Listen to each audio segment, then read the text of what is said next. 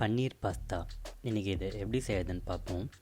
இதுக்கு ஒரு வானலில் 4 ஸ்பூன் ஆயில் ஆட் பண்ணிக்கலாம். 2 க்ரீன் சில்லி எடுத்துருக்கேன். ஒன்று முழுசாக ஆட் பண்ணிவிட்டு கட் பண்ணி அதையும் பூண்டு 4 பல் அதையும் நல்லா நைஸாக சாப் பண்ணிவிட்டு அதையும் ஆட் பண்ணிட்டு இது நல்லா வணக்கிக்கலாம். வணக்கினதுக்கப்புறம் ஒரு பெரிய வெங்காயம் எடுத்துருக்கேன். அது க்யூபாக கட் பண்ணி அதையும் இதில் ஆட் பண்ணிவிட்டு இது எல்லாமே நல்லா தக்காளி எடுத்துருக்கேன். அது க்யூபாக கட் பண்ணி அதையும் இதில் ஆட் பண்ணி இதோட நல்லா இது சால்ட் பண்ணிக்கலாம்.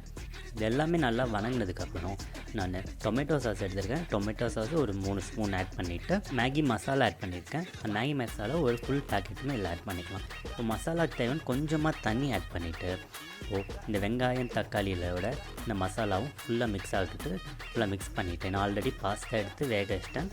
அந்த பாஸ்தாவை இதில் ஆட் பண்ணிக்கலாம். இப்போது பன்னீரை க்யூபாக கட் பண்ணி 2 சைடு டோஸ்ட் பண்ணி வச்சுருக்கேன். அந்த பன்னீரையும் இந்த பாஸ்தாவோட ஆட் பாஸ்தா பன்னீர் ரெடி.